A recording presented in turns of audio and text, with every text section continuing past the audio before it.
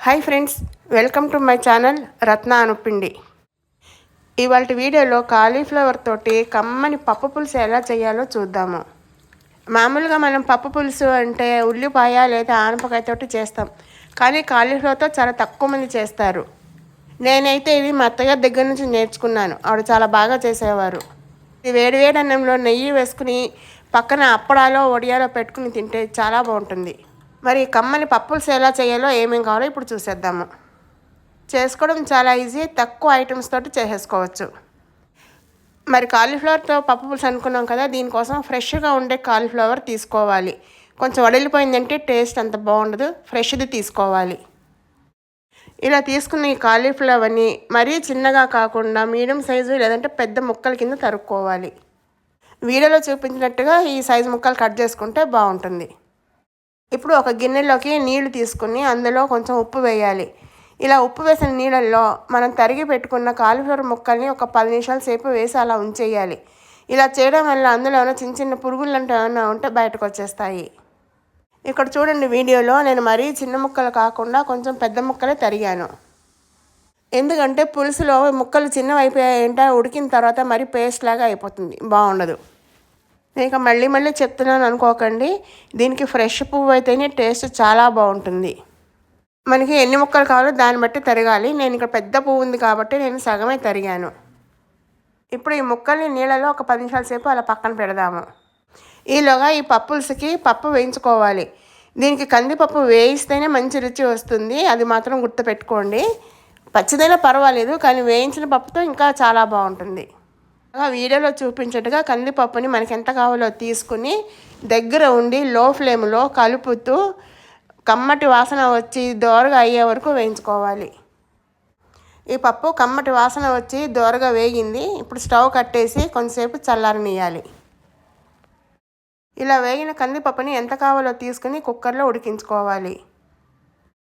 ఈలోగా స్టవ్ వెలిగించి ఒక మందపాటి గిన్నెలో నూనె వేసి వేడి చేయాలి. నూనెతో పాటు ఒక చెంచా నెయ్యి కూడా వేస్తే కమ్మని రుచి వస్తుంది. నూనె నెయ్యి కొంచెం వేడెక్కిన తర్వాత పోపు వేసుకోవాలి. పోపు కోసం ముందు కొంచెం మెంతులు వేయాలి. మెంతులు వేస్తే సువాసన వచ్చి చాలా బాగుంటుంది. అలాగే ఆవాలు, కొంచెం జీలకర్ర, అలాగే 2 ఎండుమిరపకాయలు వేసి కొంచెం ఆవాలని చిట్టుపట్లాడించాలి.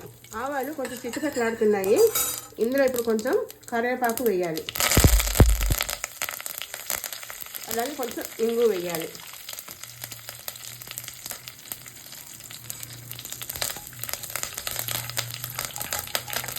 ఇప్పుడు మనం తరిగి పెట్టుకున్న గోబీ వేసేయాలి.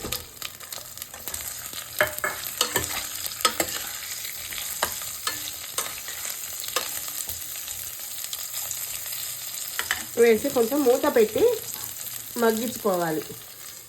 ఒకసారి మూత తీసి కలపాలి. కలిపే ముందు కొంచెం పసుపు వేయాలి.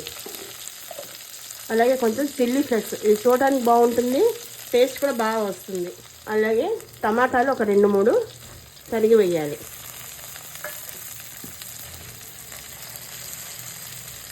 సరిపడినంత ఉప్పు కూడా వేయాలి. వేసి ఇప్పుడు కలపాలి. కలిపి ఇలా మూత పెట్టి టమాటా మెత్తపడే వరకు మగ్గించాలి. ఒకసారి కలుపుదా. టమాటా ఆల్రెడీ మెత్తబడిపోయింది, చూసారు కదా. ఇప్పుడు కొంచెం ఫ్లేమ్ పెంచుకొని కాలీఫ్లవర్ పచ్చి వాసన పోయి ఉంటుంది. ఇప్పుడు ఇందులో ఉడకడానికి సరిపడా నీళ్లు పోయాలి.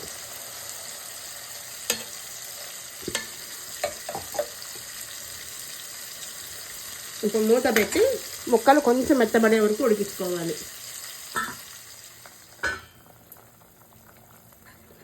ముక్కలు ఉడుకు పట్టింది. ఇప్పుడు ఇందులో 2 పచ్చిమిరపకాయలు వేయాలి. అలాగే పులుపుకి సరిపడా చింతపండు పేస్ట్, లేదంటే ఒక చిన్న నిమ్మకాయ చింతపండు నీళ్ళలో నానబెట్టి అది వేయాలి. నా దగ్గర పేస్ట్ ఉంటుంది కాబట్టి రెడీగా ఇది వేస్తున్నాను. చింతపండు వేసిన తర్వాత ఈ పులుపు ఉప్పు అన్నీ బ్యాలెన్స్ చేయడానికి కొంచెం బెల్లం ముక్క వేయాలి. మేము కొంచెం ఎక్కువ తింటాం కాబట్టి ఎక్కువ వేస్తున్నాను. తినని వాళ్ళు ఎవరన్నా ఉంటే కొంచెం మాత్రం వేయండి. బెల్లం వేసాక ఒకసారి కలిపి మూత పెట్టి ఉడికించుకోవాలి. ఇప్పుడు ఒకసారి మూత తీసి చెక్ చేద్దాం గోబీ ఉడికిందా లేదా అన్నది. గోబీ మరీ మెత్తగా ఉడికిపోకూడదు, కొంచెం క్రంచీగా ఉంటేనే బాగుంటుంది. ఇక్కడ నేను కొన్ని ఉడికిన టమాటా ముక్కల్ని మ్యాష్ చేస్తున్నాను.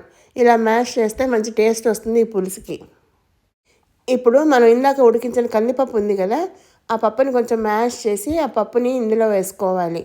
వేసుకుని ముక్కలు పప్పు రెండు కలిసేలాగా కలిపి మూత పెట్టి కొంచెం ఉడికించుకోవాలి, లో ఫ్లేమ్లో పెట్టి.